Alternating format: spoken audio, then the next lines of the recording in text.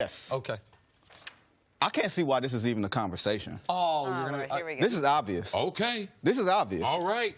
You got the best, probably the second best offensive player in basketball, the best defensive player in basketball, playing on the best team. Since when does that not equal MVP? So you're talking about Giannis Antetokounmpo? Yes. Like, his team didn't start off like 4-13 or whatever, or 11-15, whatever Houston was. Like, Houston was on a hangover for the first damn near 2 months of the season. We can't forget that. And I think to some degree, and people are going to get a little upset at this, I think it's easier to score than ever now. So these 50-point games, we're like in a juiced basketball era. But no one else is averaging even 29. Okay, because who's controlling the ball as much as James Harden is? Okay, but your point that it's easier to score than ever, then we'd have, if that was considerable, we would have a couple guys averaging 30.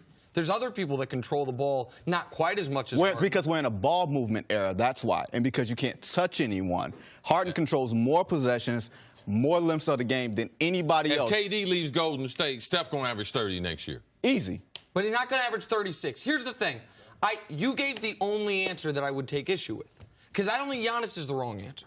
And I don't think Harden is the wrong answer. I think the only people getting this wrong are the people, with respect to my friend Vinny, who say it's not a debate. Of course it's a debate. Of course it is. You're right. It's the closest MVP conversation to me we have had in at least 20 years. It is now, you could maybe argue the second Steve Nash one was very close. I would argue it's the closest discussion we've had since Jordan's first year out of basketball. But here's where we're at. You have Giannis, who's giving you young Shaq's stat line, 27-13 plus 6 assists, which Shaq never did. If we want to pare those down to 25, 10, and 5, here's the people who've done that. Kareem, Wilt, Oscar, Larry, Elgin, Charles Barkley, Russ, and Giannis this year. That's on, and the best team, and his defense is extraordinary.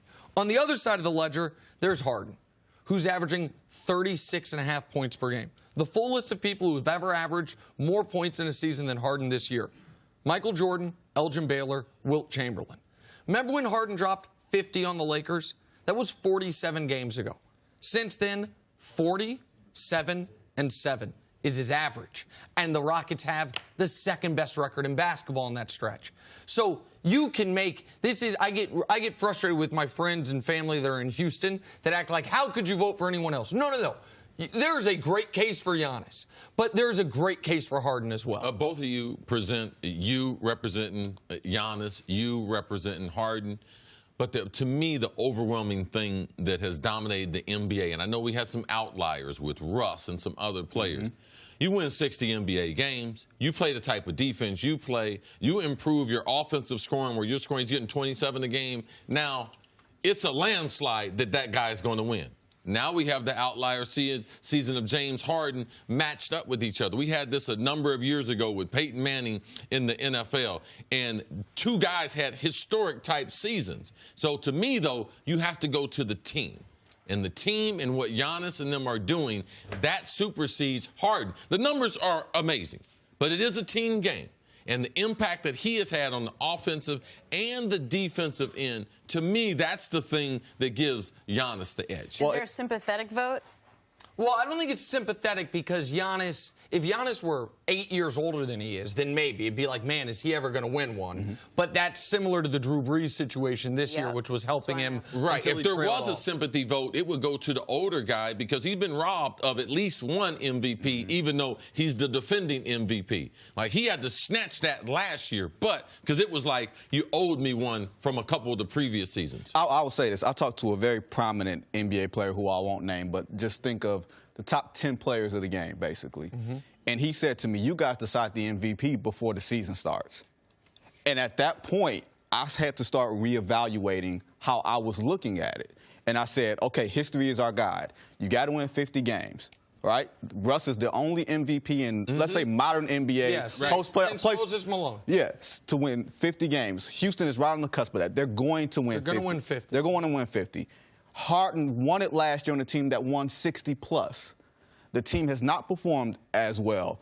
They were on a NBA Finals Game 7, could have made it, should have made it hangover. He's had to do all this extra credit. Giannis has been a straight-A student all year. He doesn't have to put up 40, 50 points to be noticeable because he's the best defensive player in terms of win shares and box scores, all those advanced stats. And just looking at him, he can defend every position 1 through 5. Everything in Milwaukee revolves around him. Who's their second-best player? Chris Middleton? All right, cool. But what does Chris Middleton as a second-best player get you in Houston? Not to the top seed in the conference. I don't care what conference you're playing in, as good as Chris Middleton is. Giannis is the thing that everything revolves around, and I think sometimes we're overthinking this. Well, hold on. Okay, but on the overthinking angle, and again, I don't know. I don't have a vote. It's a crime I don't have a vote, but I don't have a vote. I'll talk to the league about that. Don't worry about it. Mannix won't talk to anybody for me. I haven't asked him for months to do it. If I had a vote, I wouldn't know who had it yet. To me, Giannis had taken the lead, and then I watched what Harden did Friday night. What Harden did Friday night in a huge game, because every game for them is huge because they're trying to stay at that 3 line. But the other argument for Harden is that there is not another player in the league who could do what he's doing. There is not another player in basketball. Now, that applies to Giannis as well. I get it. But the gap between his scoring and second most is the biggest gap of any year since the merger.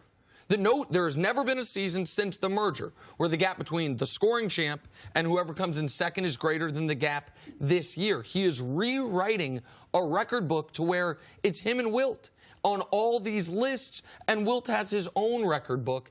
And so now Giannis's defense has to be accounted for. And Giannis might do the double dip. How many MVPs did Wilt win? Wilt won. He has 5. Yeah. Wilt has 4 or 5 because Bill Russell has 6. 10. Jordan has 5. Yep. And Wilt has 4. Pardon me. Wilt has 4, same as LeBron. And Wilt could add 10. But his team. But, yes. but the Rockets are going to get to those 50 wins, which is critical on this. Like, they're going to get to those 50 wins. I just don't think it's determined yet. I think some people have already made up their mind. I think it could come down to the end of the year. Do the Bucks get to 60 wins? Like, they might not. They might rest down the stretch. Do the Rockets get to 52 wins? Like, it could come down to the everything margins. you guys are saying, that makes the game tonight real important. All I'm saying is let's not do the Karl Malone thing. Let's not overthink this. Karl Malone stole the MVP from Michael Jordan in '97, stole another one in '99 because we were tired of giving it to somebody.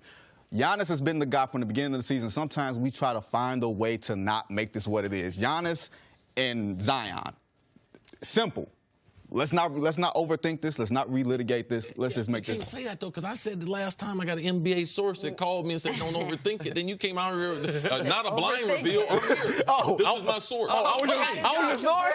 Oh, man. Goodness gracious. I'm trying to get you. So convenient. Thanks for watching. Subscribe here to get the latest from the show. Also, be sure to check out more of the best clips from First Things First, or go watch a few segments from our other shows on FS1.